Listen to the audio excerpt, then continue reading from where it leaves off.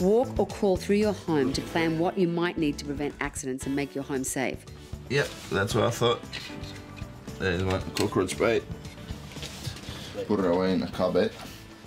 There are a variety of child-proof locks available so you can secure dangerous or toxic items away in a cupboard. You just press a button, those two buttons, and try and drag it out.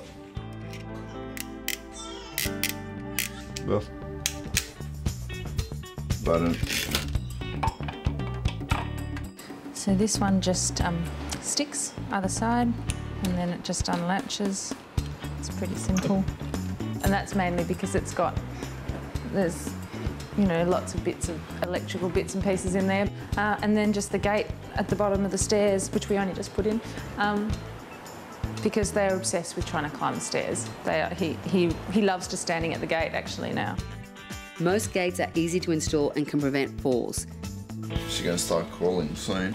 What I'm gonna do is put the gate on, because when we start cooking dinner, we both sort of help each other to cook dinner, and want her to stay away from hurt foods and stuff. Handle, which you pull up.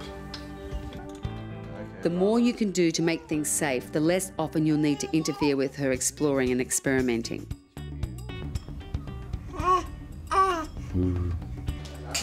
You can print out the choking and CPR mini poster from the Raising Children website and tape them to the fridge with other important numbers. It's good to be prepared just in case. Dishwashing powder, especially when it comes in little biscuit shapes with sparkles, is enticing and extremely dangerous. One curious bite would be so corrosive it could be fatal.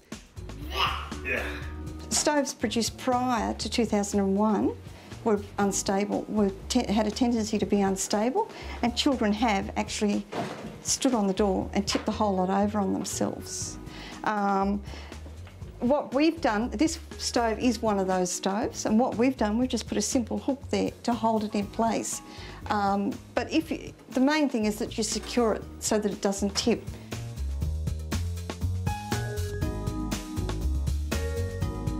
That's designed so that children can't get access to those cords. Yeah. And that simple Velcro lock, it works quite well on the fridge so that children can't get into that. I'm using this one, so it's for the door. Every time we leave the door open and she's trying to close it by herself, she can always protect her own fingers. So. With blinds, blind cords can be quite dangerous, and children have actually strangled on blind cords. Put her away from her. If you're in a home where you've got battery-operated smoke detectors, which are fine, it's really important that you check those batteries regularly. And what we recommend is, and as does the Fire Brigade, that you check those batteries when you turn your clock over at daylight saving time, so that you remember to do that. Don't touch that. Bathrooms might be convenient for adults, but they're a minefield for kids. I give them a lot of freedom in the bath, but I'd never leave them in the bath on their own. They only need this much water to drown. It's not like they have to be covered, or she could flip over and not be able to turn or bang her head or hurt her. Don't want to think of all the bad case scenarios. Like my son and daughter were in the bath and I said, I'm just going to go get a towel. And I heard, wah! And I came back in. They weren't in the bath. And she had pushed him in, fully clothed. And I was beside myself, freaking out. Oh my goodness, oh my goodness. You know, all the information out there, don't leave them in the bath unattended. Well, they don't tell you when you're running the water and they can't really climb in the bath, and the bath's so high and you don't really think about it. You know, you've got to be wary of that. Remember that children under 10 years old cannot be trusted to look after a baby. But I think it's, in terms of bathing, I think it's important that you never leave them alone, even if they're in a bath ring or in a bathtub with very little water, because they say that babies can, you know, very easily just fall over and drown, even if it's just a little bit of water. Bath seats, like this one, we don't recommend them. We don't recommend that you leave a child in one of those, bearing in mind that although they look stable, they're not that stable. The suction cups can come off the bottom of the bath, the baby can tip over and subsequently drown.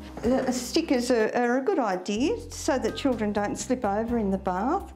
And they're fun for the kids as well. It's just a little cushion type thing, and it goes onto the tap there so that children, when they're in the bath, don't hurt themselves if they jump up or fall down.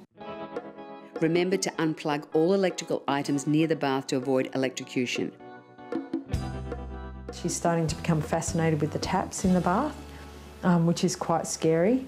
Once you've filled up the bath, I always run the cold last and turn the taps off as hard as I can. Always run the cold last so that, you know, if the tap does get turned on, there's going to be cold water or the touch of the tap is nice and cool. So we're going to get the plumber out to regulate our hot water down to 50 degrees Celsius, basically so Hope can't accidentally burn herself or we can't accidentally leave hot water running. It does mean that there is less water pressure on our shower, but it's definitely worth the peace of mind. And these days you need to be conserving water, so every little bit helps.